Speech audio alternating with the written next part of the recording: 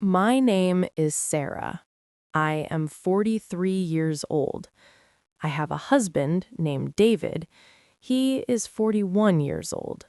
We have been married for 20 years. We also have a daughter named Emily, who is 16. I never imagined my life would turn out like this. I first met David at a friend's wedding. He was kind, funny, and handsome.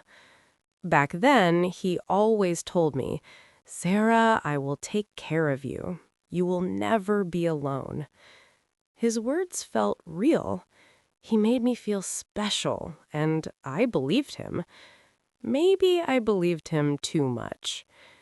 When we first got married, things were simple. We lived in a small apartment with a tiny kitchen and old furniture, but we were happy. We were deeply in love. We laughed while cooking dinner together.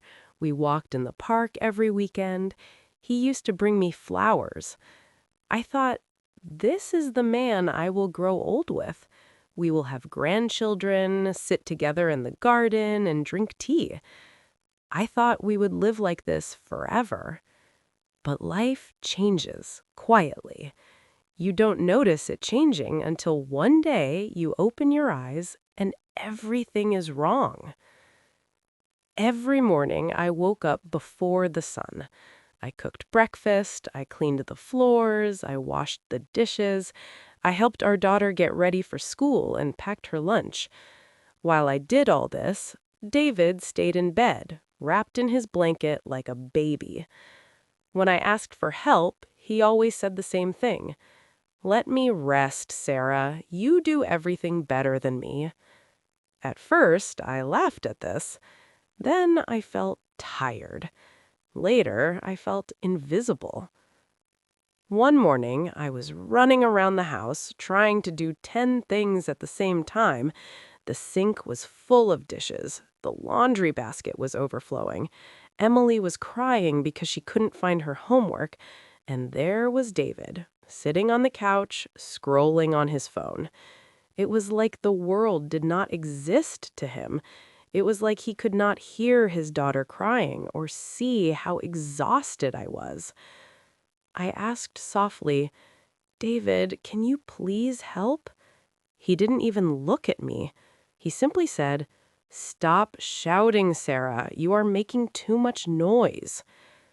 I wasn't shouting, but that morning, something inside me broke. I said nothing more to David. I knew he would not help me, so I stayed quiet. That night, I made pasta because I was too tired to cook a big meal. David looked at his plate and frowned. "Pasta again?" he complained. "Why don't you cook something better? I am tired of eating the same food every day." Tears filled my eyes, but I said calmly, "I do everything, David. I take care of your house. I raise your daughter. You sit all day and complain." He hit the table with his hand. "Don't raise your voice at me," he yelled. "I am the man of the house." My heart shattered. I lowered my eyes.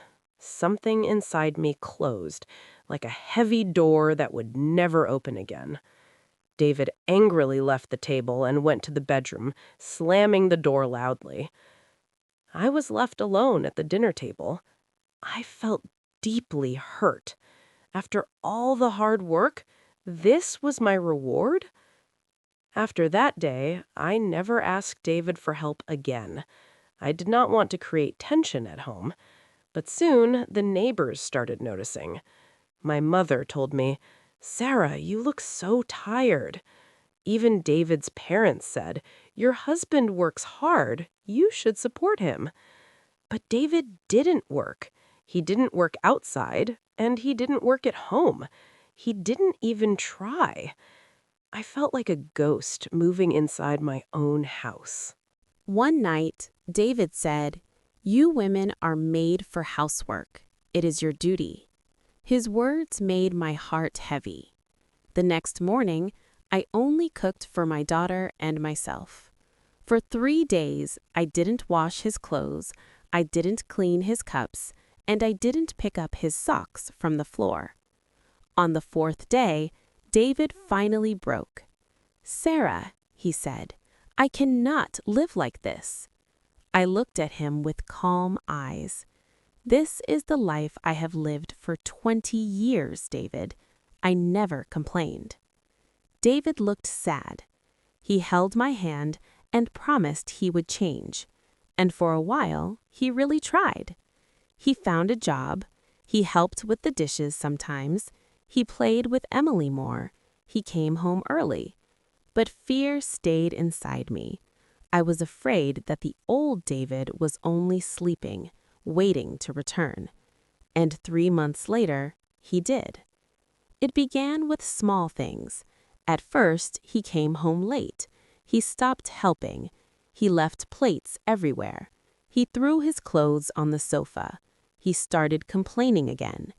Then, one evening, after almost a year of trying, David looked at me with cold eyes. He said, "Sarah, I want a divorce." I froze. My heart beat fast, but I only said 2 words, "Then go." And just like that, he left. He walked away from his wife and daughter so easily. 2 months later, David married a younger woman named Jessica.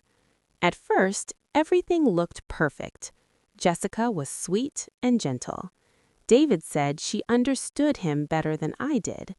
But slowly, the truth began to show. One morning, David woke up to a disaster. There were dirty plates in the sink, a messy kitchen, clothes on the floor, and no breakfast. Jessica slept until the afternoon. When she finally woke up, she said, "David, can you clean all this? You are better at it." David froze. Those were his old words, now coming back to haunt him.